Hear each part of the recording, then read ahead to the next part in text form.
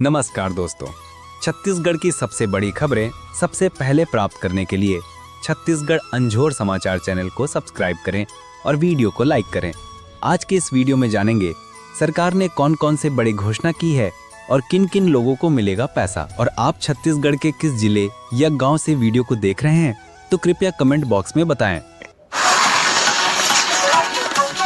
छत्तीसगढ़ी लोक कला हमारी पहचान, जल्द बनेगी फिल्म सिटी। विष्णुदेव साय। मेडेसरा में अंतर्राष्ट्रीय कलाकार दिवस के अवसर पर आयोजित कार्यक्रम का समापन हुआ। दुर्ग जिले के मेडेसरा गांव में अंतर्राष्ट्रीय कलाकार दिवस के अवसर पर 2 दिवसीय भव्य कार्यक्रम का आयोजन हुआ, जिसके समापन के मौके पर सीएम विष्णुदेव साय मुख्य अतिथि के तौर पर पहुंचे। उनके साथ उप मुख्यमंत्री अरुण साव और दुर्ग ग्रामीण विधायक ललित चंद्राकर भी मंचासीन रहे। कार्यक्रम की अध्यक्षता अहिवारा विधायक डोमनलाल कोरसेवाड़ा ने की। आपको बता दें कि इस समारोह में देश भर के पंडवानी और पंथी नृत्य के नामी कलाकारों ने हिस्सा लिया। लोक कलाकारों का हुआ सम्मान।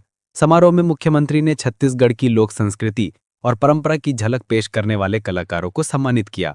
उन्होंने कहा कि छत्तीसगढ़ की धरती कला, संस्कृति और परंपरा से समृद्ध है। पंडवानी और पंथी जैसे लोक नृत्यों ने प्रदेश को न केवल राष्ट्रीय बल्कि अंतर्राष्ट्रीय पहचान दिलाई है। मुख्यमंत्री ने पंडवानी गायिका पद्म विभूषण तीजनबाई और पद्मश्री उषा बारले सहित सभी कलाकारों को बधाई दी। बीत गया मानसून, अब तो सड़क बनाओ सून, कांग्रेस ने याद दिलाया बीजेपी नेताओं का वादा। उत्तर छत्तीसगढ़ का मुख्यालय और सबसे बड़ा शहर अंबिकापुर की खस्ताहाल सड़कों ने लोगों का जीवन प्रभावित कर दिया है। सड़कें इतनी खराब हैं कि लोग राह चलते अब गिरकर घायल हो रहे हैं। धूल के गुबार से जनता परेशान है। सड़कें लंबे समय से खराब हैं। जब हल्ला मचा तो सांसद, विधायक और कलेक्टर ने दौरा किया। मंत्रियों ने मानसून के बाद सड़क सुधारने का दावा किया था, जिसमें 15 अक्टूबर तक सड़क सुधारने की बात कही गई थी। लेकिन अब अक्टूबर का महीना बीतने को है, लेकिन सड़क की हालत बद से बदतर हो चुकी है। अब कांग्रेस ने बीजेपी के नेताओं को सड़क को लेकर किए गए वादों को याद दिलाया है। बीजेपी पर साधा निशाना। कांग्रेस ने प्रेस नोट जारी कर सांसद, विधायक और मेयर को घेरा है। कांग्रेस ने प्रेस नोट जारी कर कहा कि जनप्रतिनिधियों ने वादा किया था कि मानसून बीतने पर सड़क का काम शुरू होगा, लेकिन समय बीत जाने के बाद भी काम नहीं हो रहा है। कांग्रेस प्रवक्ता अनूप मेहता के मुताबिक निगम चुनाव के पहले मुख्यमंत्री ने अंबिकापुर की सड़कों के लिए 20 करोड़ की घोषणा की थी, जो आज तक अंबिकापुर को नहीं मिल सकी है। राज्योत्सव में पीएम मोदी का आना सौभाग्य की बात। स्वागत द्वारों में दिखेगी छत्तीसगढ़ संस्कृति की झलक। अरुण साव। छत्तीसगढ़ राज्योत्सव की तैयारियों को लेकर डिप्टी सीएम अरुण साव ने जानकारी दी है। छत्तीसगढ़ स्थापना के रजत जयंती समारोह के अवसर पर राज्योत्सव की तैयारियां चल रही हैं, जिसे लेकर उप मुख्यमंत्री अरुण साव ने कहा कि प्रधानमंत्री नरेंद्र मोदी के आगमन को लेकर सभी तैयारियां अंतिम चरण में हैं। अरुण साव ने कहा कि जिस रास्ते से प्रधानमंत्री नरेंद्र मोदी जाएंगे, उनके स्वागत के लिए 12 स्वागत द्वार बनाए गए हैं। सभी स्वागत द्वार वाले स्थानों पर राज्य सरकार और केंद्र सरकार चलाई जा रही विकास योजना की झांकी होगी। छत्तीसगढ़ का राज्योत्सव ऐतिहासिक होगा। प्रधानमंत्री नरेंद्र मोदी के कार्यक्रम की तैयारी की विभागीय समीक्षा के बाद उप मुख्यमंत्री अरुण साव ने कहा कि यह हमारे लिए बहुत ही ऐतिहासिक और यादगार अवसर है। विकसित भारत का लक्ष्य 2047 तक तभी होगा पूरा जब आत्मनिर्भर होंगे लोग। अमर अग्रवाल। बीजेपी विधायक अमर अग्रवाल ने विकसित भारत 2047 के रोड मैप पर चर्चा की। उन्होंने कहा कि इस अभियान को व्यापक समर्थन मिल रहा है। प्रधानमंत्री नरेंद्र मोदी 2014 से ही भारत की आज़ादी के 100 वर्ष पूर्ण होने पर 2047 में विकसित भारत के सपने को साकार करने में लगे हुए हैं। लेकिन ये तभी संभव है जब भारत आत्मनिर्भर बनेगा, स्वदेशी, स्वभाषा और स्वभूषा। अमर अग्रवाल ने कहा कि विकसित भारत 2047 का सपना तभी साकार होगा जब देश के लोग आत्मनिर्भर बनेंगे। स्वदेशी, स्वभाषा और स्वभूषा, इसके 3 पिलर हैं।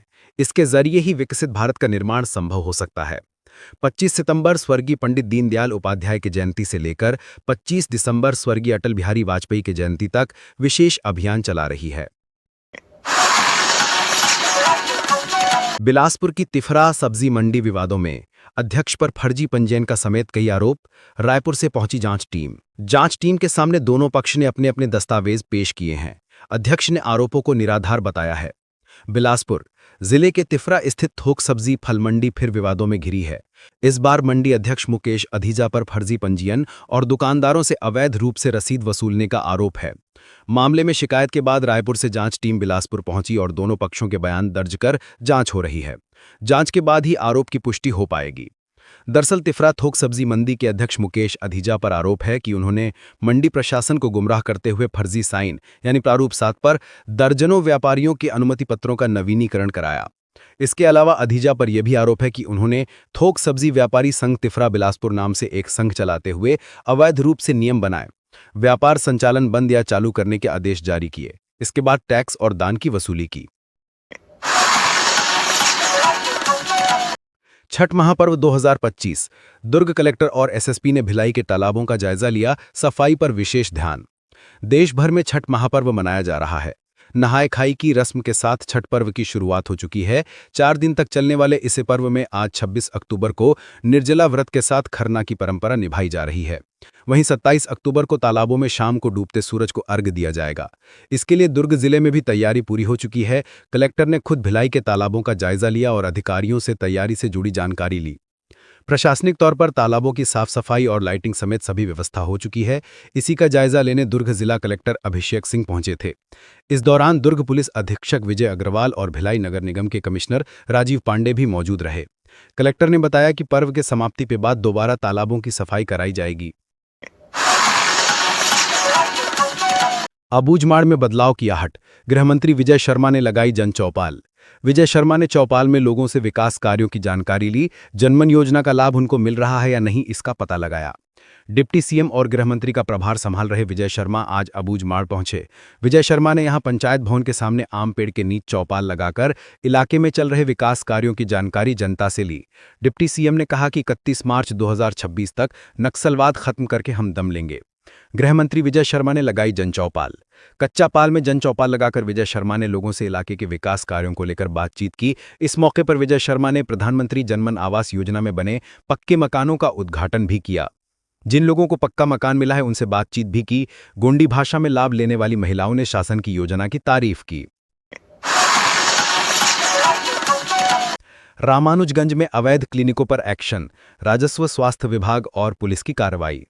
जिन क्लिनिकों पर कार्रवाई की गई वहां पर झोला छाप डॉक्टर बैठकर लोगों का इलाज कर रहे थे। बलरामपुर रामानुजगंज जिले में बिना किसी डिग्री के अवैध क्लिनिक और मेडिकल स्टोर चलाने वालों पर शिकंजा कसा गया है। झोला छाप डॉक्टरों की शिकायतें मिलने के बाद कलेक्टर के निर्देश पर स्वास्थ्य और राजस्व विभाग की संयुक्त टीम के द्वारा कार्रवाई की गई।